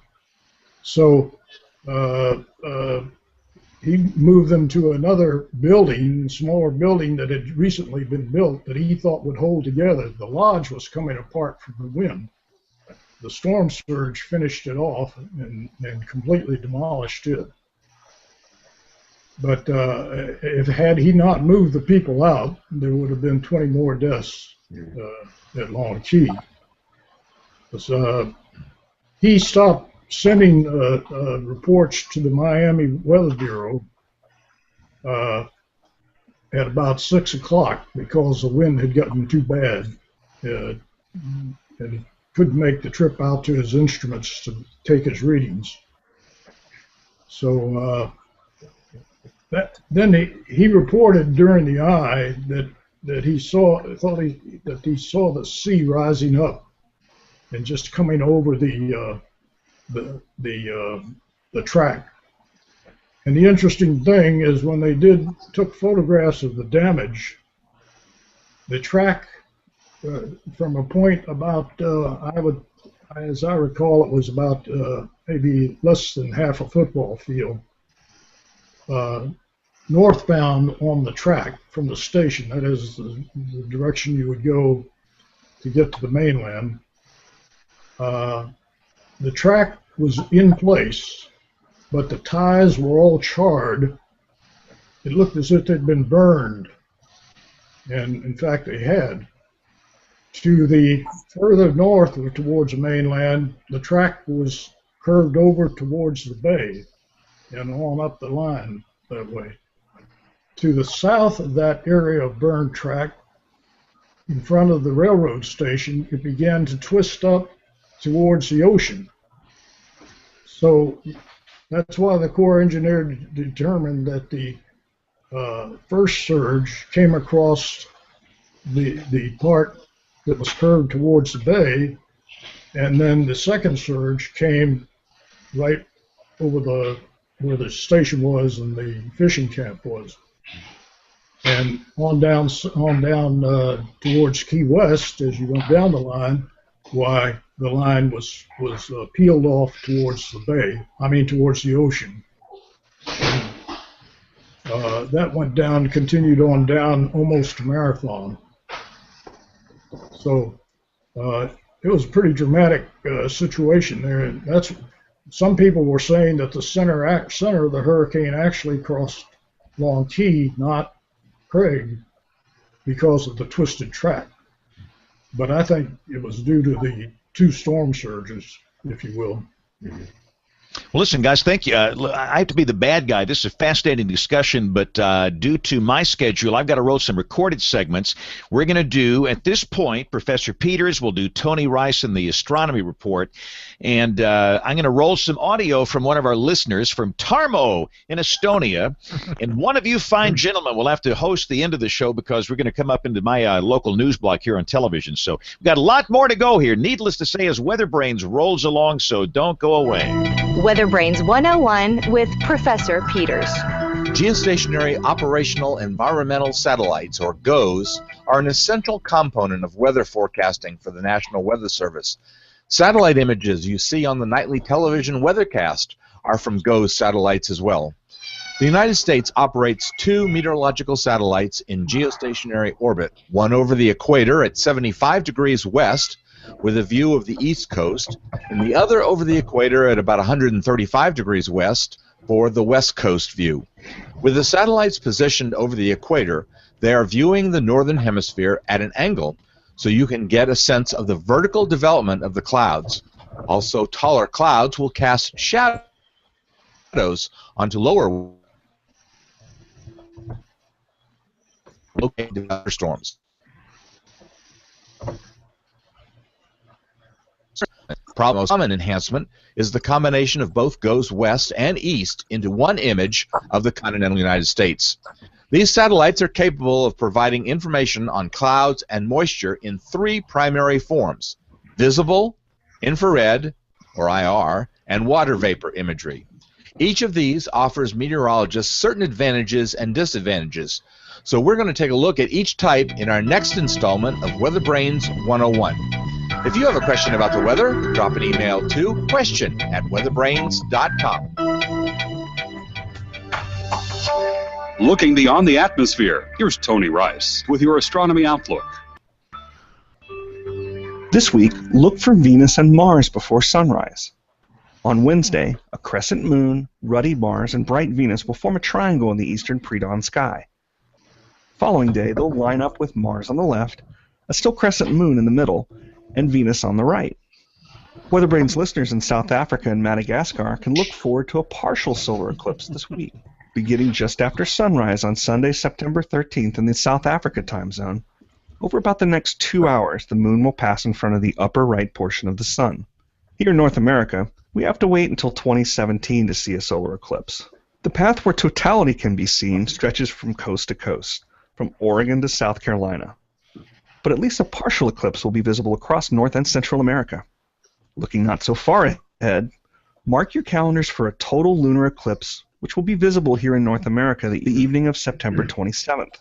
This eclipse occurs at a more family-friendly hour than most, so get the kids out to see it. The entire eclipse will be visible in the Eastern time zone, beginning shortly after 9 p.m. The Central time zone will see all of the good part, when the moon passes through the darkest umbral part of the shadow cast by Earth. The moon will rise during that darkest part of the eclipse, providing an abbreviated but still worth checking out view for Mountain, Pacific, and time zones west. That's your Astronomy Outlook. Follow me at RTP Hokie for more spacey stuff like this. Hello WeatherBrains, this is Tarmo Danielsson from Lagoa, Estonia with some breaking news. A tornado has struck Semeru in Lääneviru County today, causing some damage. Among other things, a greenhouse was flown over a 3-story building. Also, some roof damage has been reported. A funnel cloud was also seen and photographed. This comes just after a similar incident in Saare County yesterday. Remember that just because the funnel cloud doesn't appear all the way to the ground doesn't mean that the circulation isn't, especially in case of non-supercell tornadoes where circulation does originate near the surface. Also, flash floodings have been reported in Rakvere today in connection with the weather. The town is also famous for an F2 or F3 tornado that struck on 16th of July 2000, killing 1 person. Another tornado took place in the town in 2012. The same summer, I saw one myself in my home. From Lagoa, Estonia, this was Tarmo Danielsson.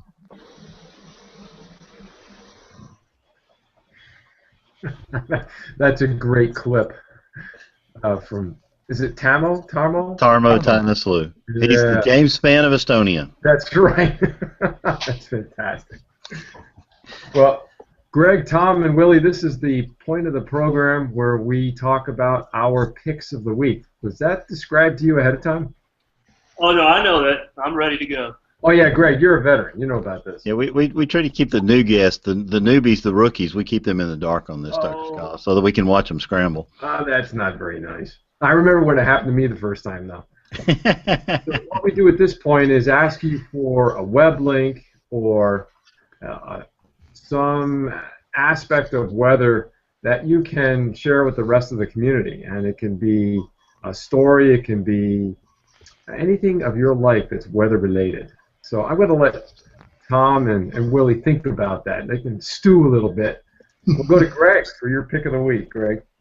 Okay, my pick of the week is CycloneJim.com in memory of Jim Leonard, who passed away last November. He is the pioneer hurricane chaser. He was the first one to do it. He was the best at it. There's no doubt about it. And he's helped train, and it was a mentor to so many people, from Mike Walaka, who we're talking about, to Mike Tice, to a lot of other great chasers out there. He was a good friend of mine, someone I respected, someone that, I mean, this guy would go on planes, you know, and go after stuff in the 80s, and he was one of the first ones to go out to, you know, Guam and Saipan and chase typhoons out there, and such a nice guy, such a humble person. And even though he didn't have a meteorology degree, when it came to tropical cyclones, he'd be the first person I would call when it comes to that, because that guy just had a sixth sense on it. You know, like I said, a mentor to many people, and you know, well respected. Even the Hurricane Center really respected him and would call him and ask opinions and stuff like that. So that's my pick of the week, CycloneJim.com. If you're a young up-and-coming meteorologist or chaser or whatever, and you want to learn about the history, because that's important to do, this guy is the pioneer of hurricane chasing, and I wouldn't be doing what I'm doing today if it wasn't for people like him. That's for sure. Yeah, great pick, Greg. I remember some of Jim's earlier videos. Wasn't he caught one time by a storm surge? Yeah, him actually, and Michael Locke in Hurricane Kate. I'm not exactly 100% sure exactly their exact location, but it was somewhere in the Apalachicola Bay area. But, you know, not an overly powerful storm, but they're on a barrier island. The water comes up quickly, and at one point the water is literally almost to the window there, and you know, thankfully they were able to get out, but that was a situation where it got scary really quick, even for someone like Jim. And that's what I tell people all the time is, look, I take this stuff seriously. I study the history. We go down to the Keys and we scout every square inch and GPS and do everything we can. But in the end, no matter what preparation you have, sometimes you're at the mercy of the storm, and you just never know what can happen. No matter what, you know, you're not invincible in these things. So always remember that when you do this. This isn't like tornado chasing where things get scary and you can usually drive south and get out. Not always, but usually you can get out. Hurricanes, when you're there, that's it. That's the end of the conversation. There is no turning back. There's no timeout, I'm scared. You're in it, okay? So just keep that in mind if you're going to do something like that. Well done, Greg. Well done. Mr. Brian Peters, your pick of the week. Yes, I ran across a very interesting storm chase of a dust devil in eastern Arkansas, and he's very, very close to it. As a matter of fact, it looks like you could just reach out and touch it. The National Weather Service in Memphis posted it on their Facebook page, so I'll have the link up on our webpage. And that's where all of our picks of the week will be. Bill Murray, your pick of the week. Yeah, Dr. Scala, before I get there, I'm going to talk for a moment about next week's guest. Friend of the show and alum Serena Burdett will be on with the Weather Analytics folks, new company she's working for. Some amazing stuff being done with big data. And Big Pipe's Morgan Palmer will join us as the guest panelist, talking about some of the things they've been through in the Pacific Northwest. So really looking forward to that. And a show that Rick Smith has arranged on the 21st, Jim Digby, talking about large venue weather safety and preparedness.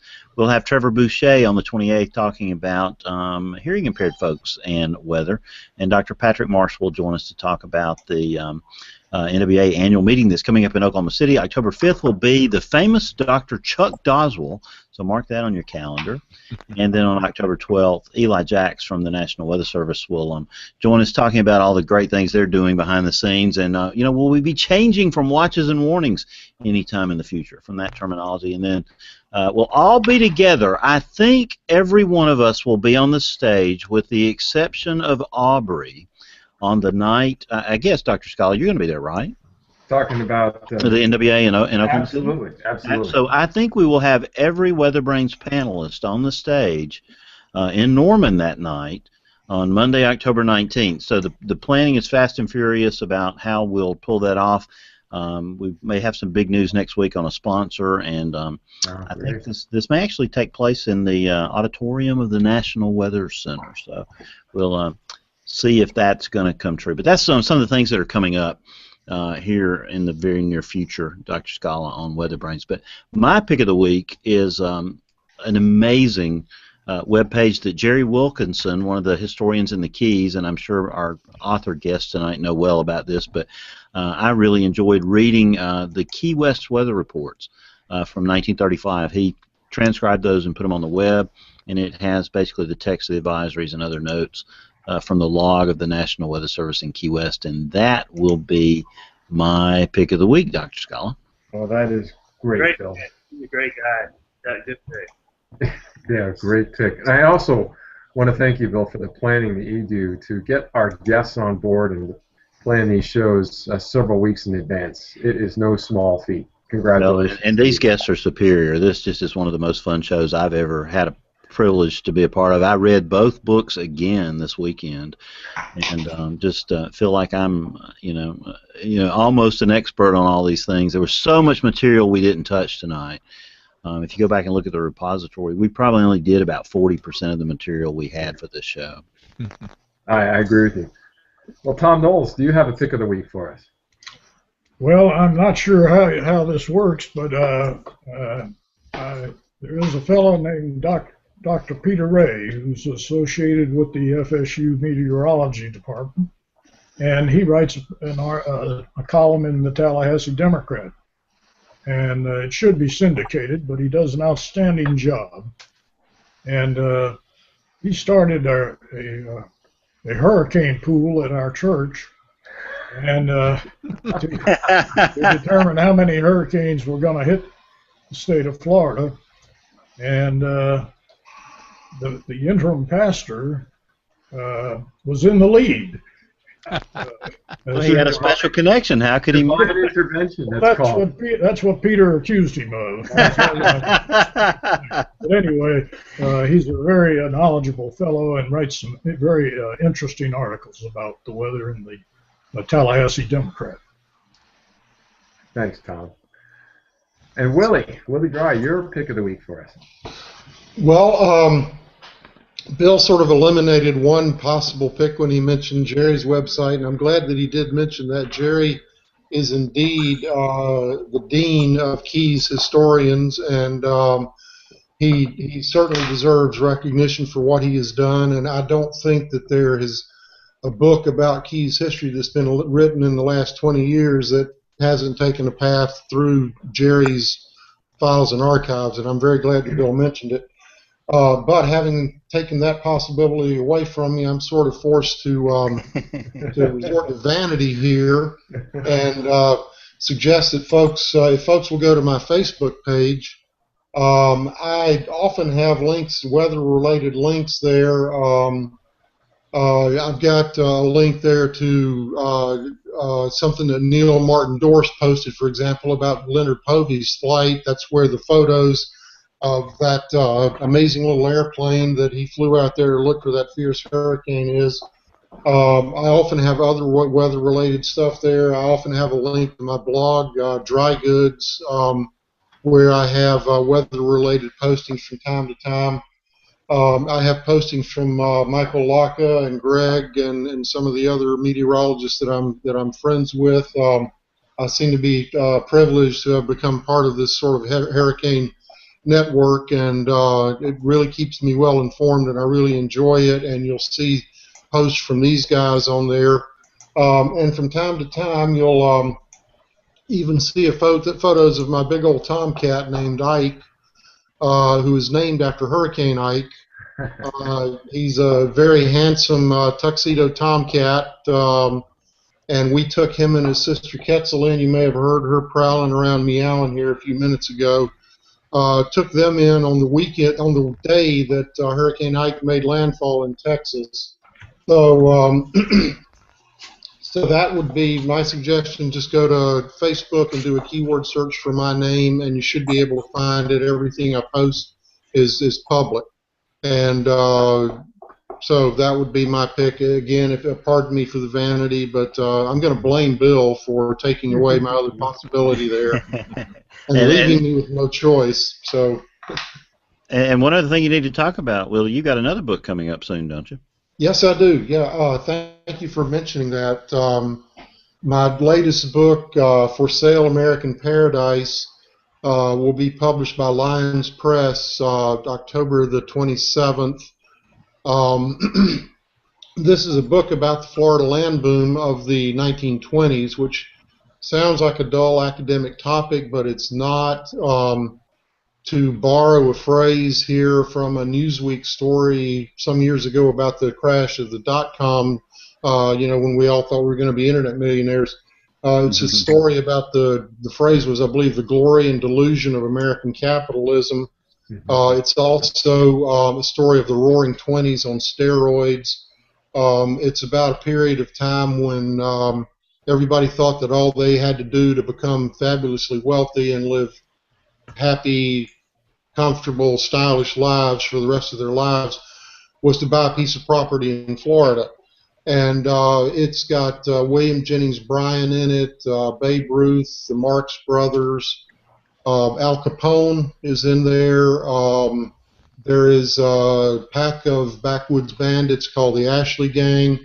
And it all centers around a young journalist in Stuart, Florida named Edwin Menninger, who comes down to Florida in the early 20s to recover from the flu and buys a weekly newspaper called the South Florida Developer and is sort of both a participant and an observer of the land boom. And so it's available now, pre-order available on Amazon.com if anybody is interested. But as I said, look for that on October 27th. And just one more quick heads up, if I may. My agent has found some serious interest in a new edition of Storm of the Century, and we are hoping that that is going to come to fruition sometime in early 2016, and I will have a little more information than was in the first book. Going to expand a couple of stories, and hopefully, as I said, we've gotten some serious interest, so I do think that it will happen, and I'm really excited about that. And thanks for giving me a chance to mention that, Bill. I appreciate it. Absolutely. Yeah, thanks, Willie, and we appreciate the plug for WeatherBrains. I'm on your Facebook page right now, so I appreciate that greatly. Oh, well, you're welcome. Glad to do it. And I guess I'm the last one here for the pick of the week. This Labor Day weekend marks not only the 80th anniversary of the 1935 hurricane, but also another rather famous hurricane, Elena.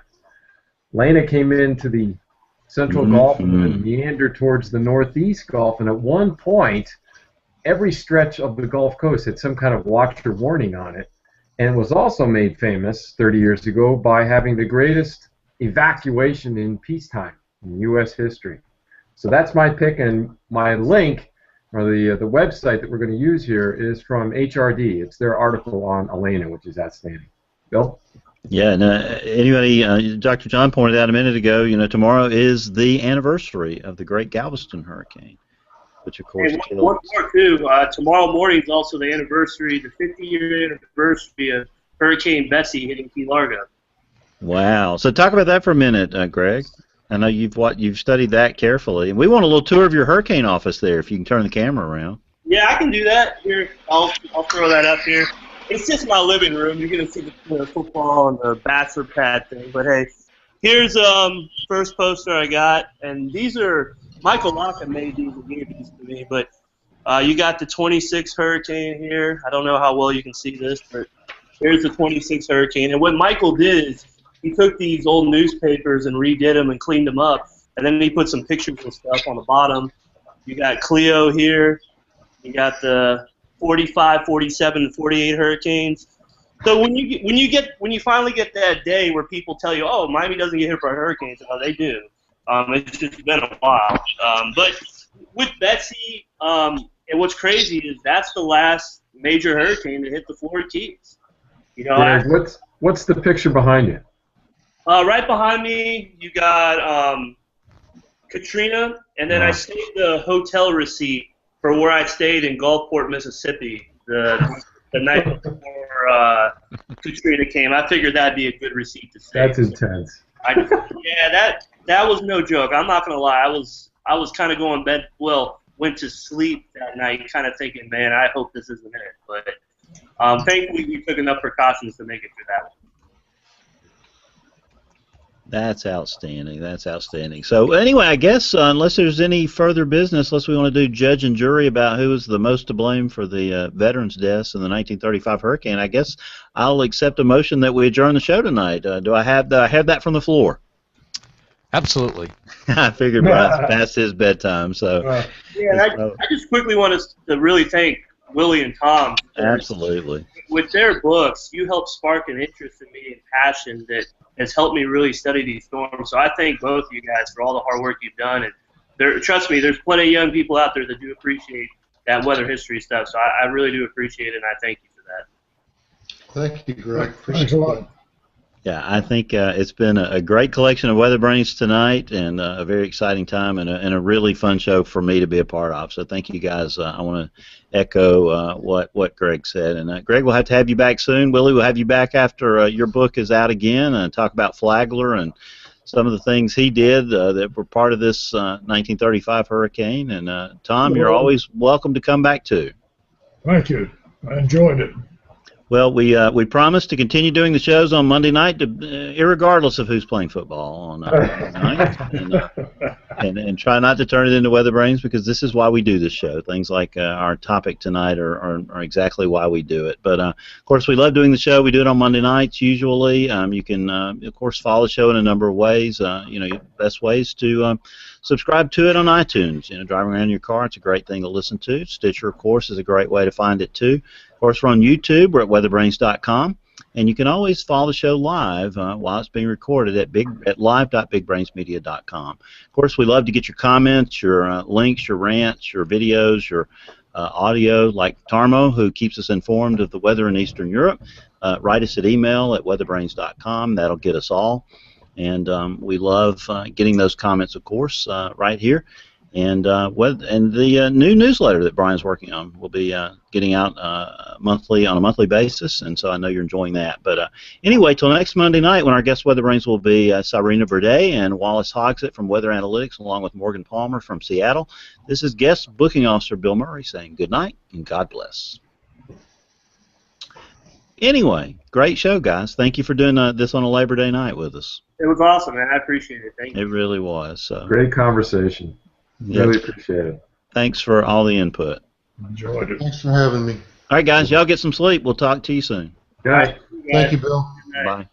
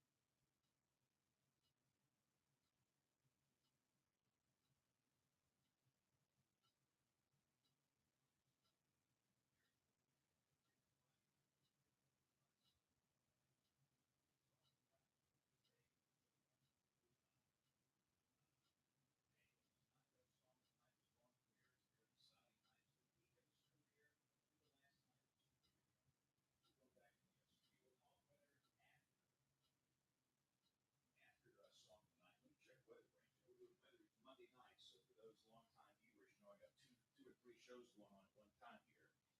Let's see if WeatherBrains is still going on.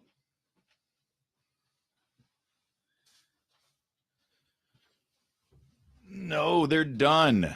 It's a wrap. So hello, WeatherBrains. We are live on Periscope on 2 streams. This is very confusing. So what we're going to do is sign off WeatherBrains. If you want to join us for Song of the Night, check my Twitter feed for the link. Thank you all for watching, and we'll see you all next week. Bye.